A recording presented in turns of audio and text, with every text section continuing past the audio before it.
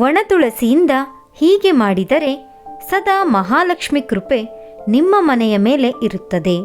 ತುಳಸಿಯು ಹಸಿರಾಗಿದ್ದರೆ ಅದನ್ನು ಮಂಗಳಕರ ಮತ್ತು ಶುಭದ ಸಂಕೇತವೆಂದು ಪರಿಗಣಿಸಲಾಗುತ್ತದೆ. ಆದರೆ ಮನೆಯಲ್ಲಿರುವ ತುಳಸಿ ಗಿಡ ಒಣಗಿದರೆ ಅದನ್ನು ಅಶುಭವೆಂದು, ಕೆಟ್ಟ ಘಟನೆಗಳ ಸೂಚನೆ ಎನ್ನುತ್ತಾರೆ ನಮ್ಮ ಹಿರಿಯರು.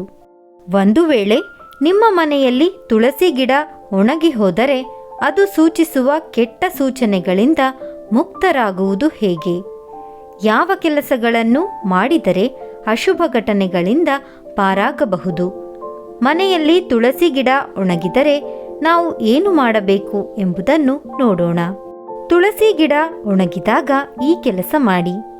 ಧಾರ್ಮಿಕ ನಂಬಿಕೆಗಳ ಪ್ರಕಾರ ತುಳಸಿ ಗಿಡ ಹಸಿರಾಗಿದ್ದಾಗ ಮಾತ್ರ ಅದು ಪವಿತ್ರವಾಗಿರುವುದು ಮಾತ್ರವಲ್ಲ, ತುಳಸಿ ಗಿಡ ಒಣಗಿ ಹೋದರೂ ಅದರ ಪಾವಿತ್ರ್ಯತೆ ಎಂಬುದು ಎಂದಿಗೂ ಕಡಿಮೆಯಾಗುವುದಿಲ್ಲ.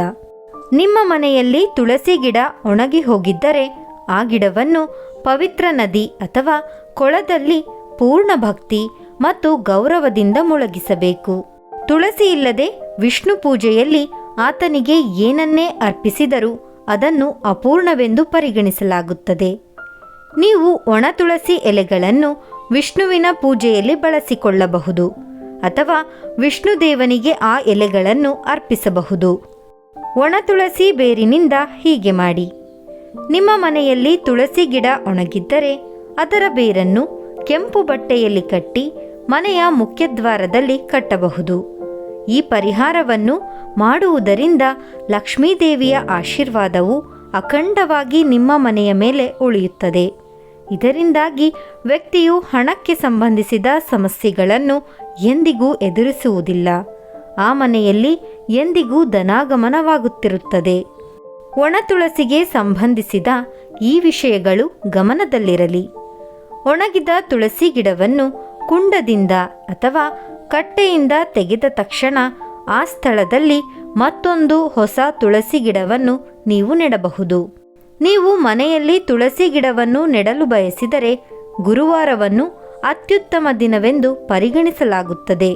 ಭಾನುವಾರ ಮತ್ತು ಏಕಾದಶಿಯಂದು ತುಳಸಿ ಗಿಡಕ್ಕೆ ನೀರು ಹಾಕಬಾರದು ಮತ್ತು ಅದರ ಎಲೆಗಳನ್ನು ತೆಗೆಯಬಾರದು ಎಂಬುದನ್ನು ನೆನಪಿನಲ್ಲಿಡಿ. ಮನೆಯಲ್ಲಿ ಒಣಗಿರುವ ತುಳಸಿ ಗಿಡಗಳಿಂದ ನೀವು ಈ ಮೇಲಿನ ಎಲ್ಲ ಪ್ರಯೋಜನಗಳನ್ನು ಪಡೆದುಕೊಳ್ಳಬಹುದು. ತುಳಸಿ ಗಿಡ ಒಣಗಿದೆ ಎಂದು ಮನಬಂದಲ್ಲಿ ಎಸೆಯುವ ತಪ್ಪುಗಳನ್ನು ನೀವು ಎಂದಿಗೂ ಮಾಡಲು ಹೋಗದಿರಿ.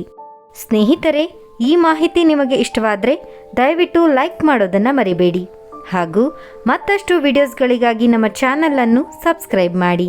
Thank you so much.